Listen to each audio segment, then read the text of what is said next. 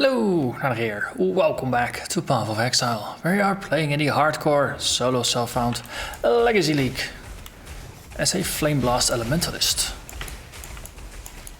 We have arrived in Act 3 of Cruel Difficulty, that is. And we are making our way towards the endgame. I'm playing this on the Monday before the 3.0 beta starts. So we are getting very close to the point where I'm actually gonna switch my focus away from this series and to the next one.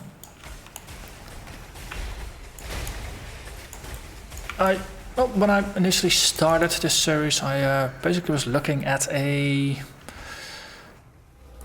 entire weekend that I didn't have planned for, and I figured let's use that weekend to basically do a single playthrough of the entire game 3 times and just record all the episodes in a single weekend.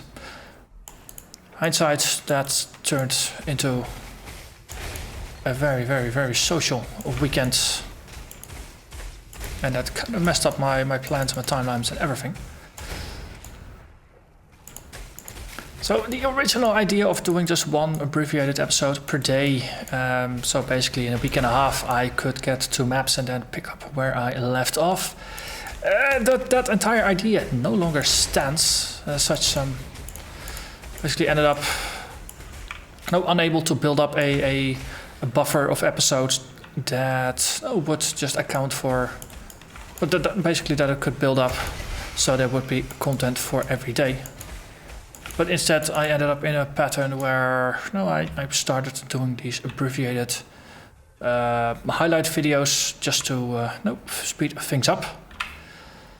But I started releasing them every other day anyway because I just couldn't keep up the pace. Also, yeah, that corner there. So now we're in a little bit of a weird spot between a series that on the one hand has abbreviated episodes, but on the other hand is not releasing daily in order to actually move things along in a speedy manner. I've also gotten feedback from some long-time viewers that the abbreviated formats with the highlights, it's a little confusing because there's just lots of highlights and snippets rather than just one continuous story. So please let me know, just to get input from a wider variety of people. Did you like the experiment with the summary videos, or was the one person that spoke up just the vocal part that did speak for the majority? As I said, I played through the content anyway, and initially I thought, hey, this way it might be a bit more relaxed to play through, so I don't have to do commentary all the time, only for the boss fight and the more quote-unquote interesting content. But I've gotten so used to the habit of just commenting on the playstyle, on what I'm doing whenever I'm playing, that it doesn't really matter whether I do half an hour summary videos for like a 3-hour play session or not. I am talking for 3 hours anyway. It's just you get to see less of it. So from that perspective, another way I could have taken could have gone with this series that I'll try maybe another time, is to simply, let's take a step back here,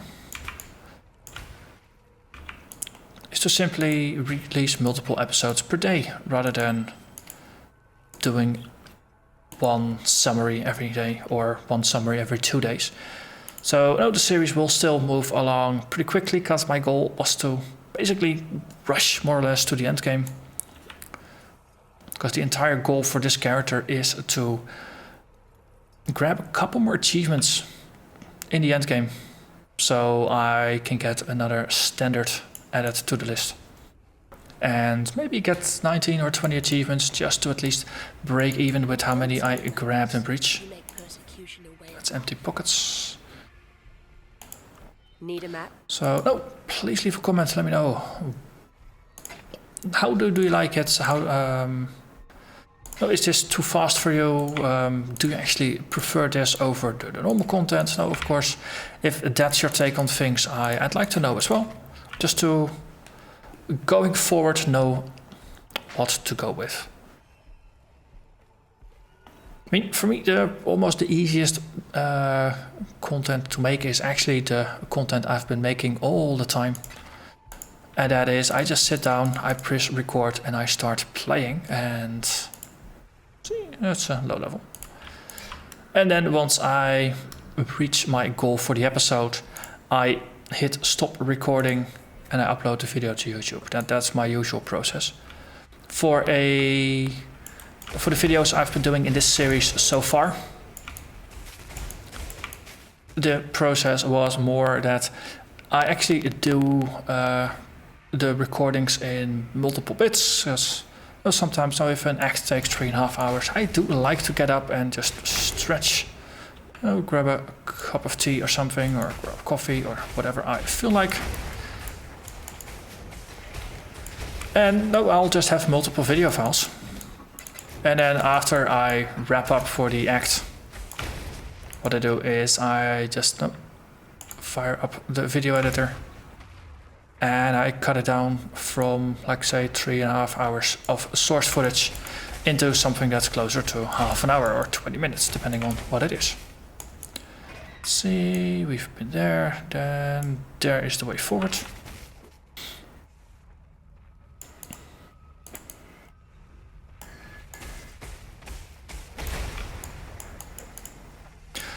But for me, that means I'll spend an extra hour or so editing the video. Depends a bit. It's hour and a half, something like that. So if a overwhelming majority of people are like, yeah, we're really enjoying these shorter, more edited videos, and then that is something to consider. But if the consensus is that the regular full playthroughs are what most of you enjoy, then, well, it's probably going to be a win-win-win situation for everybody. Okay, let's not do anything silly there. That's going to be a win-win-win situation to just go back to the old format.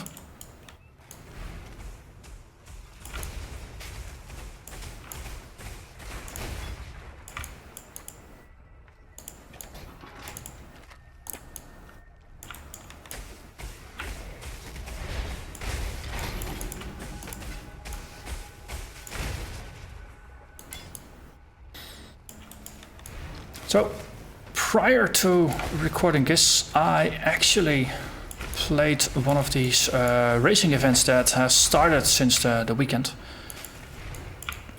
And it was a Act 3 start Uber Breach event. You might have played it as well. This video is not going to go live until about a day or so after the event. But I really had a good time. So I did record the entire thing, and the video of it should go up. Should have been up, should go up soon. Depends a little bit on how scheduling goes. But it was a nice change of pace, because normally I do the slow playthroughs. I'm a bit of a pack rat when it comes to keeping items. Might have noticed. My work in progress. Let's see if Wraeclast has been good to you, witch. But now doing some racing where the focus is more on going through quickly. It's a nice change of pace. I'm definitely not a racer. I'm definitely not good at going through things quickly. But as you will see in the video if you choose to watch it, I did end up, well, I started off pretty slowly, but as I played through, I did get quicker and quicker. And in the end, especially once I felt like I had a decent set of gear going, there was not really a lot of items left that were interesting. So it was really easy to just disregard all the items on the floor and just keep pushing, see if I can get another level or things like that. So it's if you haven't played races in Path of Exile, it is something that's different from the normal playthrough, and that is actually pretty nice. And especially if you try to push a little bit for speed, then in the end it will help you become a more efficient player. Which is not to say a better player, but it's more efficient. It's a different playstyle. You could say more efficient is better, but yeah, that's a value judgment that you'll have to make for yourself rather than taking someone else's value judgment for it. But no, it's something that I also said while doing that. Now, my goal for the race wasn't to go fast. It wasn't to be the best. It was simply to get to the end of the race, to complete the full 90 minutes of the race and survive. And for an area, for a race where every area contained 10 breaches and no other monsters except for the uniques that normally spawn there, in order to uphold quests and things like that, but also the random rogue exiles and things like that, or uniques like Perpetuous or a Hatebeat. It's nice. Normally, I lost my last two characters to breaches, or while in breaches. That's maybe a better way to put it. So I've become a little wary of breaches. That's not an overstatement. I'm pretty wary of breaches. This event, 10 breaches per area, and the only way to get XP or loot or anything is to actually deal with the breaches. So it's a nice way to face your fears. Maybe that's overstating it a little bit, but it was definitely fun. And I went with a duelist and had a pretty sturdy character in there, and it was nice actually going through.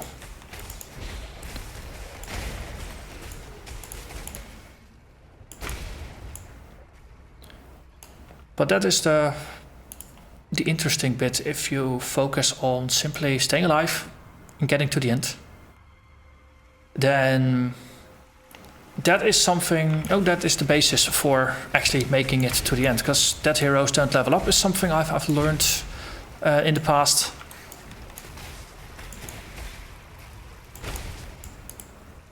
So that applies here as well. Now, if you die while doing a racing event, then you're probably not gonna finish first, because, well, it's a pretty close race. But if you can make it to the end, and especially by the end, you realize what items are useful, what items are less useful, you get better at just sorting through the gear, so that next time you'll do it, you might be just a couple % faster, because a couple of the lessons that you learned, they're gonna stick with you, and you can just reapply them again.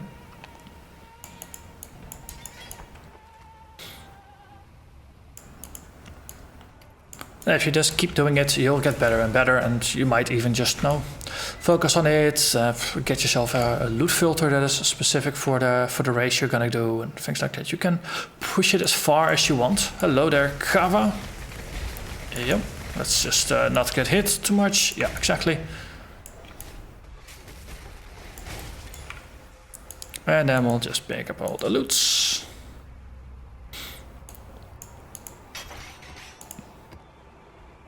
And there we are.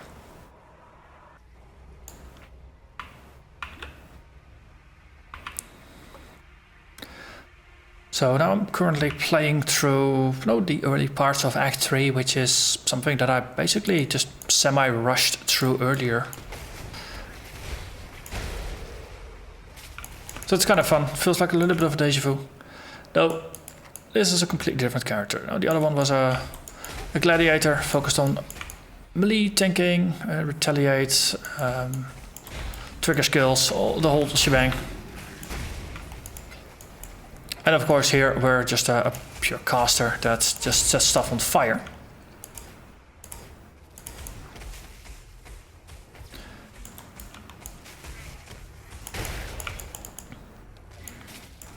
For a character that I'm trying to rush through the game,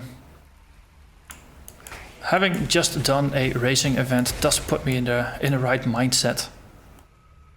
So if I'm slightly more hasty here than I would normally be, that might be why. But of course, I just can't say no to a Elbrion event. It's just too much fun.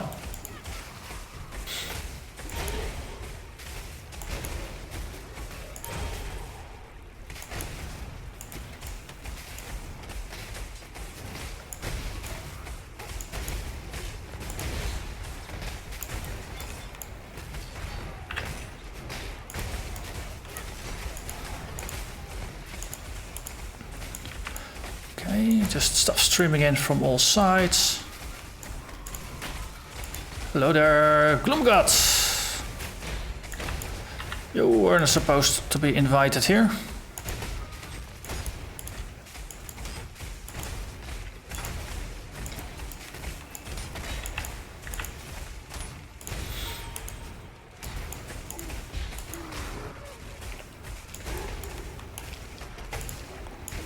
Okay. And there we are, just a whole bunch of leveled up skills, got some currency out of it. And Elbrion is happier for it. Spider Silk Rope, any good?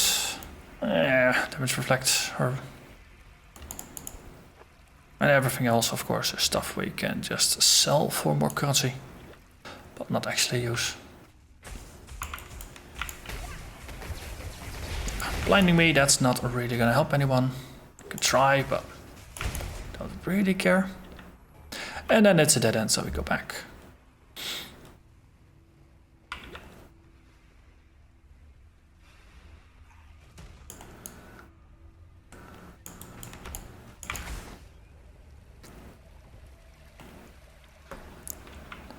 Okay, looking for exits. On the other hand, currently just looking for something to charge my Quicksilver Flask on. Yes, exactly. Stonebeggars, sure. So we get as many as we can. Don't get hits. And where did it anyway? Okay. Did I actually...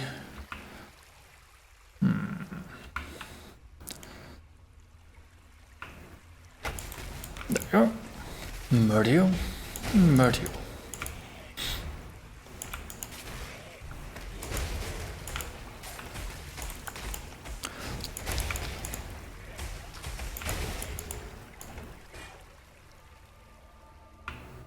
So to get back to the earlier thing about episode length and style and things like that, I'll actually just record this as a regular episode.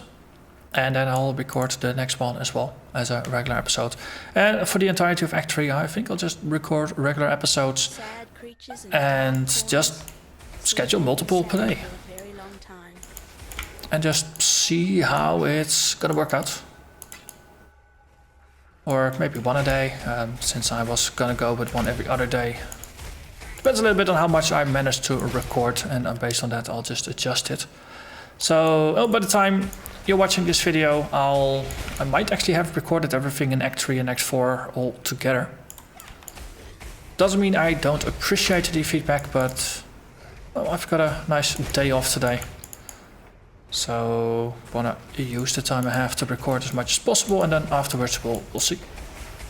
So well, if an overwhelming majority of you come out like say no, please go back to the abbreviated versions, then there's gonna be a couple of episodes in here that will be just long form, and after that we're gonna go back to short form maybe.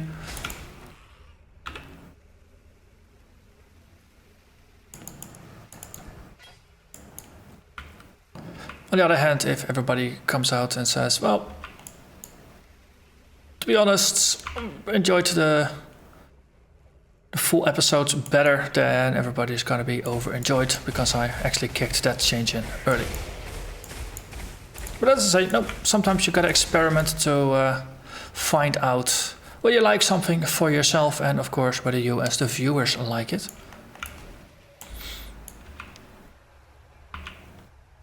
Okay, we got one of the heads, we need the other one, also we need to empty your pockets, so let's do exactly that. Also, why did I go to the hideout? Because we actually have the empty pockets in town. Most of the time this is more efficient. How are your maps?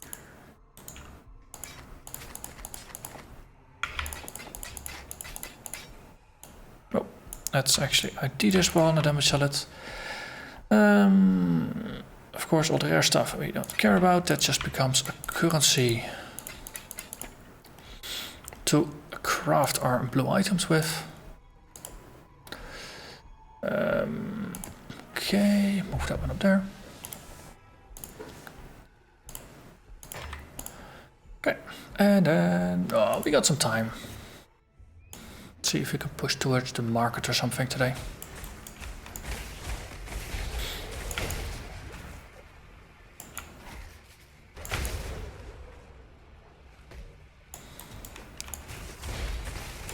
It's definitely odd walking through areas and there's no monsters there except when you open up a breach. Definitely, it's a weird experience. And in that situation I actually found myself, especially once I got low on flask charges, just looking forward to finding a breach just to grab some charges, open it up and then push forward again.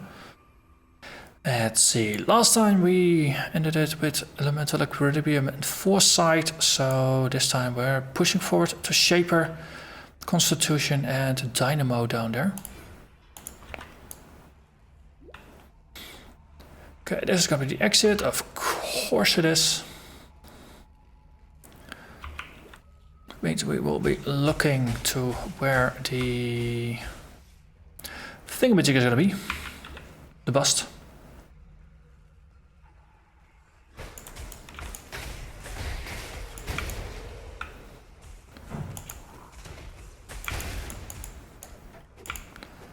Need more enemies just so I can charge my Quicksilver.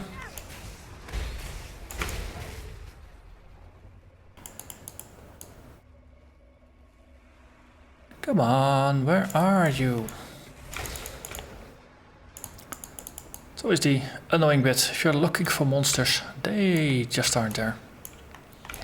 If you kind of want to avoid monsters for the moment, you're gonna get swarmed.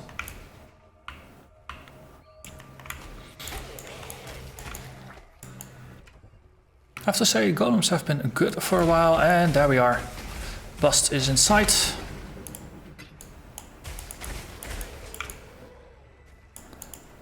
Let's see, how are we with these exactly? 1, 2, 3.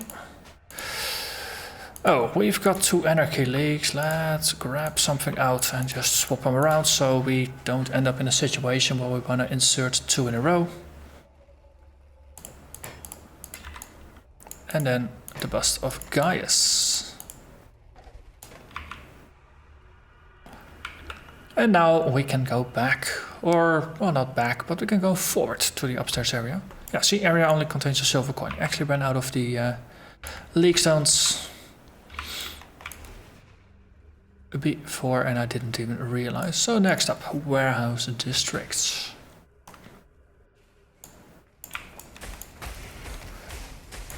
So I think over the weekend, another news thing that came out is that the Legacy League won't be part of the game going forth. They might bring it back as just an event or a temporary league or something like that, but it's not going to be a part of the core game. On the other hand, breaches will be. Though with the eye on newbie friendliness, I think they're gonna put breaches in maps with a 10% chance of occurring, as well as having some sextants that can guarantee breaches to appear. So if you enjoy breaches, they'll be there. If you don't enjoy breaches, they'll be there. And Legacy League is just gonna be that. So I think I might have spoken about it before.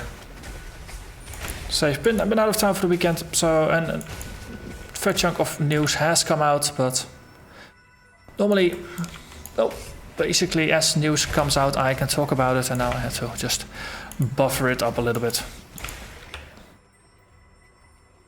And there's the corpse.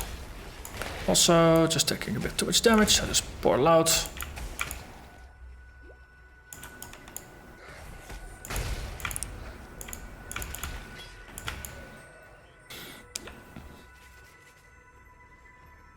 So the technique I've kind of developed for myself, putting down the portal and the Orb of Storms and then channeling it basically in every encounter. It's not the most efficient one, but for me it works simply because I play a lot based on muscle memory. So if I know some of the basic patterns of a fight, if I can just delegate it to muscle memory, it means I don't have to consciously think about it. And I can pay a bit more attention to what the hell is actually happening in the fight, rather than the status of my skills and thinking consciously about what skills I want to use.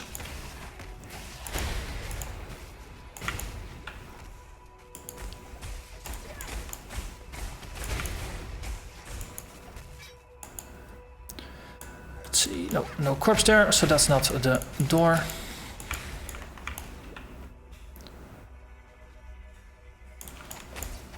Okay, you have some elemental resistance going on, but I frankly don't care. Same here. That one went down in one single hit. No corpse as far as I could tell.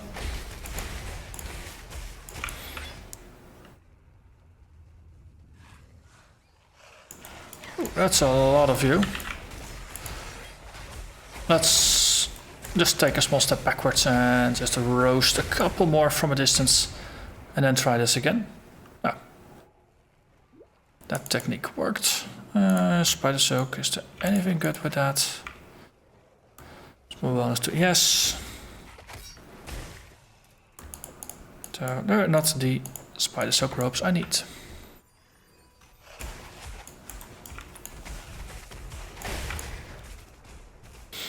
Okay, Ella reflects.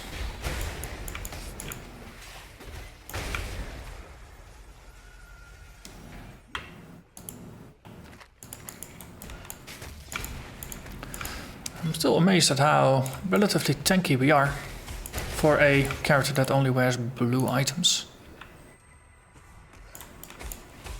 Of course, for some reason I took a challenge build and then made it even more challenging by not even going for the upside of the build. I'm just going for pure blue items without even having the hidden potential jewel to boost me. But yeah, I'm surprised / delighted at how viable this is, at least for this build. And it is actually quite a lot of fun. Oh, there you are. The corpse I was looking for. Also, out without context, that's a weird phrase.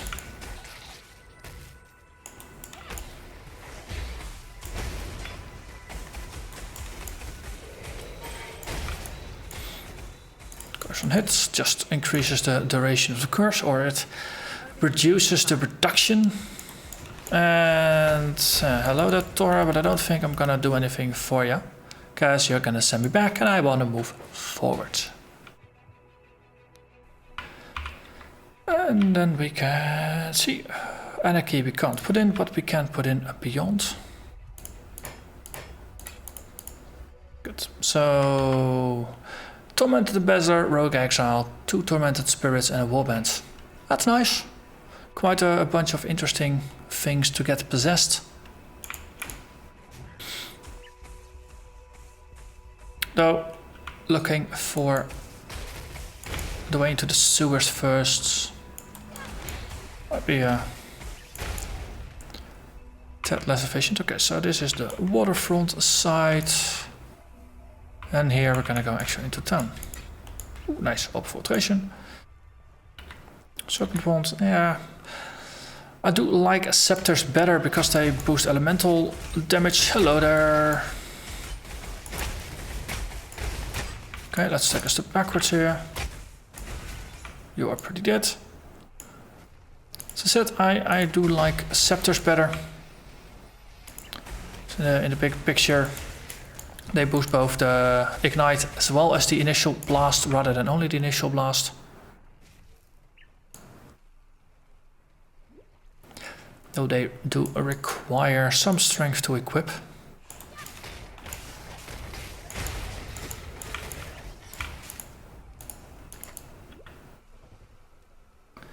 Let's see, market sewers. Oh, there are brine rods. Whoosh. And there you go. 10-hour, 2-stone. Nope, nope, nope, nope, nope. We have some things to figure out still, but yeah, sure. We're just gonna go downstairs. So if we miss out on a couple of interesting bits, then well, so be it.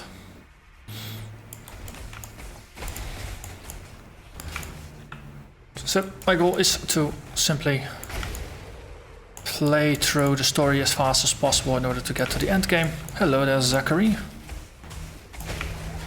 You are very dead. That one is dead. 16%. Okay.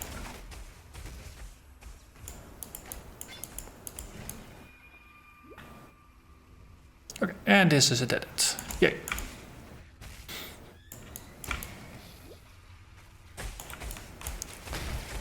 So we've got Beyond going, but yeah, it's just a regular Beyond. You need quite some mobs together to actually have a chance of even summoning smaller demons.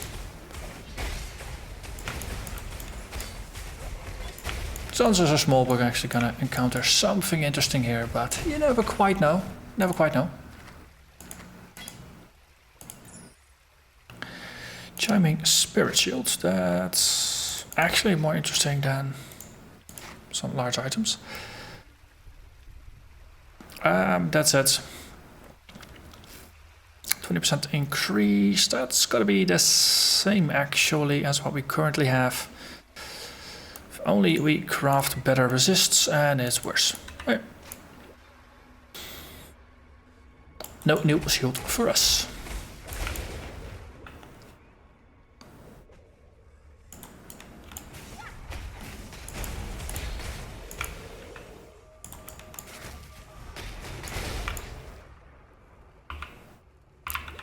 Okay, this is a weird layout for the map.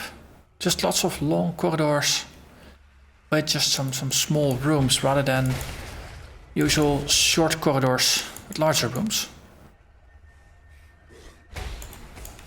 Wonder if there's something weird about the map.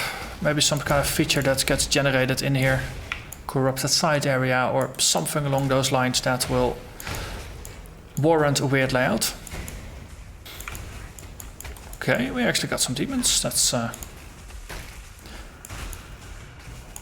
okay, you actually were already dead. You just didn't know it. Chromatic, that's also nice. And that is our skill point. Very excellent. Now we need the other exit, because of course we're gonna go through all the trouble. Might as well find the other exit.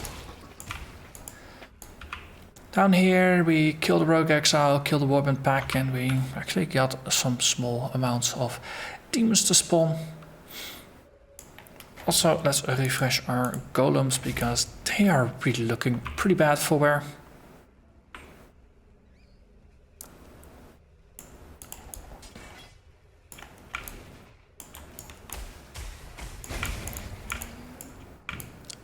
And this looks like an exit, exactly. Okay, then a warping point, waypoint should be pretty nearby.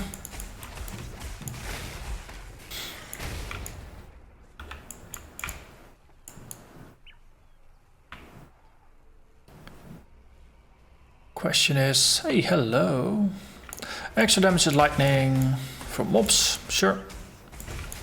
I'm always into that. Corrupted side areas are fun.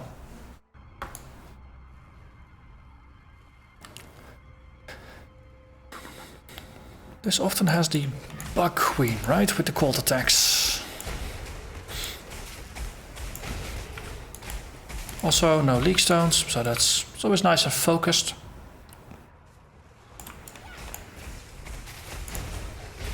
Corrupting blood. Definitely something to be wary of, because with ES, anything that causes you degen means that your regen is not gonna kick in. And we actually have a surprising amount of opportunities where our regen is simply gonna kick in and help to keep us alive. Exactly, Rima the Deep Temptress.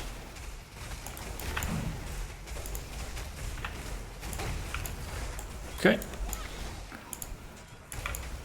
As long as you just have your sulfur flask up, you have a boatload of life regen to fall back on in case your energy shield depletes. See anything useful? Yeah, so this way we get a chromatic back. That's gonna be good. Also, this is the way out. There we go. And then we keep looking for the way forward.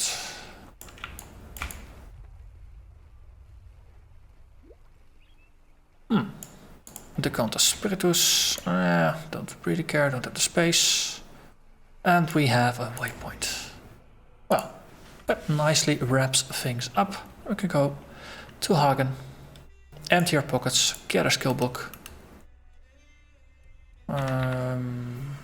That's it.